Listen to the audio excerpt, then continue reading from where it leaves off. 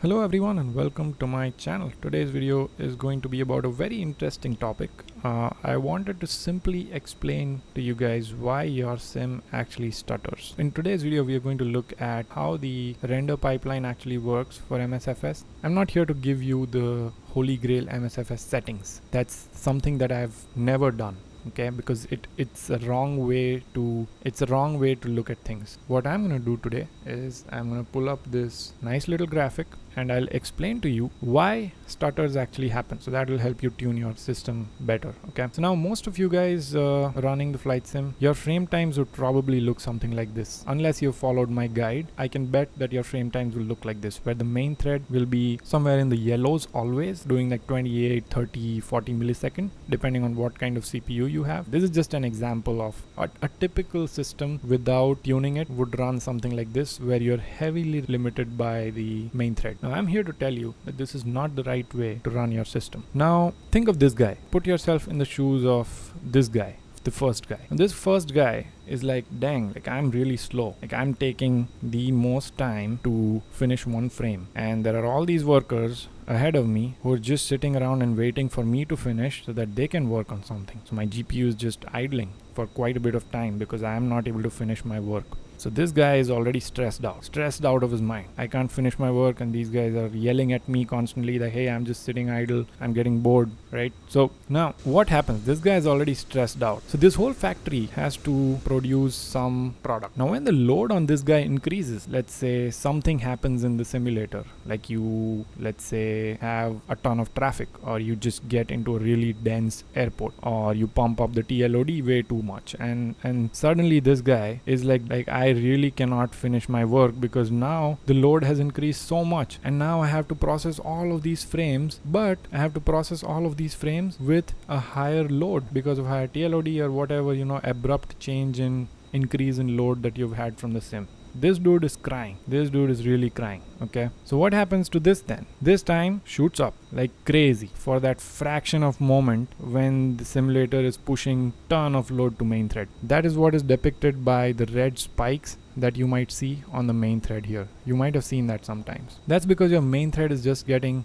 over stressed. It's already stressed and now it's getting stressed even more because there is a cap on this main thread. There is a cap on how much work this guy can do. Okay, now that the sim is pushing so much onto this guy is crying like, hey, I cannot do more. So you know what, I'm gonna have to slow down quite a bit to finish all of these frames that you're pushing to me with all of these other calculations that I'm supposed to do and stuff like that. That is why your stutters are happening, because this thing is overworking and the sim is pushing more load to that overworked guy. That's why your stutters happen. So that's the answer to the question that I promised you. Okay, so ideally what you would want from a factory is something like this. So you want it all to be in sync. There will obviously be some variability depending on the conditions, and by the way, don't fixate on these numbers. These numbers will be different based on the hardware that you have. Just look at the concept that I'm trying to explain. So the second case is much more optimized, like the factory is working happily. All these guys are smiling and, hey, oh, you finished your work in time, I'm gonna finish my work in time, I'm gonna finish my work in time, and the last worker is gonna finish my work in time. So the frame pacing is very stable, unlike this first case where this dude is overworked. Okay, this dude is overworked. He's not having a fun time. He's ruining his relationships at home, and he's complaining about work-life balance because he's just not having it. And then you put more load on this guy. Sound familiar? Yeah. And then this guy is like, dang it, you know what, I'm gonna quit.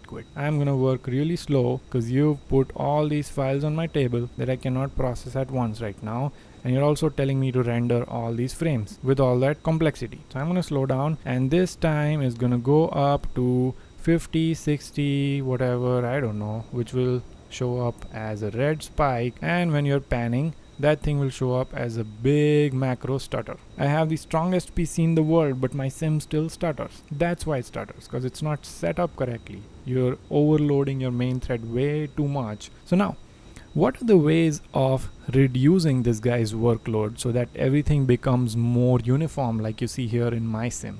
Okay, even with all this traffic and TLOD of I think 300 and 200, everything is running in nice and stable manner. And I'm here to tell you, you don't need a 5090 for this. You don't need a 9950 X3D for this. I can show you how these times can look consistent even on a medium end system. These times don't have to be as low as mine. Okay, you might run like 20, 20, 19, 18, something like that on all these main threads, RDR thread, GPU queue, or you might run 10, 11, 12, depending on what kind of system you have. The key here is consistency between all of these timings. If you have that, that is what leads to a very nice operating system or a factory which will most optimally produce these frames for you and which will not fall apart in load. That is the most important part. You want to build a factory which will not fall apart in load, okay, in abrupt loads, which the simulation is always going to provide abrupt loads, which the factory will have to handle. Now, there are two ways to reduce the workload on this guy so that everything works in unison, okay. One way is to reduce your settings. But why would you do that? Because I have such a strong CPU, why would I reduce my settings? Obviously, for some people, that will be the solution, to reduce your TLOD, to reduce the CPU main thread heavy settings, which is traffic, TLOD, things like that, okay? But the solution to this is just process less number of frames. Now this guy is happy, because he's like, oh, you're providing me with all of this load, but you're telling me that I don't need to process all the frames I can. You're telling me that I can only process 30 FPS or 40 FPS and be fine with it. Now my wife will be happy because I'm not going home as angry as I was before. So this guy is like, okay, yeah, you can throw some load at me, and as long as I just have to do 30 frames with it or 40 frames with it, I'm fine. As long as you're not telling me to push as hard as possible and get as many frames out as possible. Those are the two ways to reduce this little guy here, okay? And I'll show you live here. I'll show you live how that works. By the way, main thread and render thread, they're both a part of the CPU. Main thread is doing all the calculations, just reiterating how things work. Main thread is doing all the calculations, preparing what and how the frame will look like, transferring all of that to render thread. Render thread is preparing the instructions for the GPU to actually render the frame. Then it gets pushed to the GPU queue where all these frames are lined up.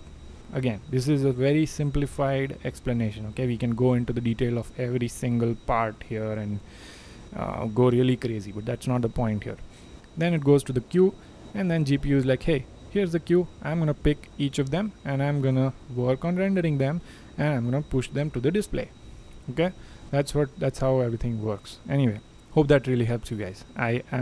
That's my core goal with this channel, is to help you guys get the best flight sim experience possible. So I genuinely hope that these kind of videos are helping you guys out. So anyway, that is done. Now let's get to the final part of the video, which is a live demonstration. So this is my ideal setup, where outside the cockpit here you will see I'm panning around, totally 120 FPS logged, okay?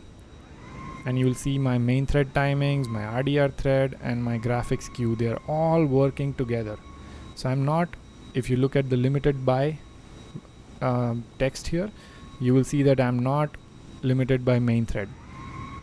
It keeps going between main thread, RDR thread, graphics queue, and that's because all the frame times are almost similar. So the factory is working very efficiently, and I can throw more load at it and it will still be fine because of the whole method of setup, which again, I'm telling you again, it's in the description. Don't sleep on it. Watch those two videos and I'm sure it will help you set up your sim to the best smoothness possible. Anyway, let's get to the cockpit now. Now I'll show you how it works in the cockpit, right? Even better. In the cockpit it's even better, because now my render thread is doing somewhere around like 9 or 10 millisecond. My main thread is doing 15 millisecond. My graphic queue like somewhere around 14-15. Again, everything is working nice and steady. 120 FPS with all that traffic at an add-on airport, with active sky running, OBS recording, all that jazz. Everything is fine. Now, what usually people have wrong is this guy right here, max frame rate. And I've made a video on this before, but this is more to drill it in. You need to come up with ways to drill concepts in, because people take information in different ways, and I want to make sure I cover all the ways so that I cover all the audience. Now, we turned off the max FPS cap. We turned off the max base FPS cap. Did you see what happened to our main thread time? It went from 13 millisecond, 12 millisecond up there to 25 millisecond. Why? Because now you're telling this guy, let's come back to our little guy here, our little main thread mechanic. Now you're telling this guy that, hey, you know what? You're not allowed to just render 40 frames. You need to push as many frames as you can in whatever load that I'm giving. That's why you see the main thread time increased from 13, 14 to 25. Not good at all. And why is it not good? You're seeing it right there. You see those red spikes? You see those red spikes happening there? That's because this guy, main thread, is already overloaded, and now I'm pushing more load. The sim is pushing more load when I'm panning around, because obviously it has to draw like different things. And if you go out, you're gonna see the same thing, hopefully. And depending on how strong your hardware is, you will look at that. Even with 9950X3D, you will see those micro or macro stutters happen because main thread is already overloaded. So first of all, forget about frame rates. Okay, frame rates is a result of all of the processing that happens in your render pipeline. I would say you should focus more on main thread time, graphic queue, and render thread, and make sure that you're tuning it in a way that all three of these are working in synergy. That's what's going to give you an absolute buttery sim. This can happen at 120 FPS, this can happen at 90 FPS, 100 FPS, 60 FPS. It just depends on what kind of system you have and what kind of monitor you have in terms of refresh rate. But it can feel just as smooth at any of these FPS levels. Okay. Anyway, guys, I hope that really helps you guys. I really hope that you guys understand what's going on here, and it takes you to the next level in terms of sim tuning and getting that smoothness from your sim. If you guys enjoy the content, please like the video. It really helps the channel. It really helps me with my motivation. And also subscribe to the channel if you don't want to miss out on any of this kind of helpful content. I'm planning to make a lot more in-depth stuff about flight sim tuning and whatnot, so let's get you all leveled up so that you know what you're talking about, and we can all have the peak flight sim experience that we all deserve. Thank you guys, and I'll see you on the next one.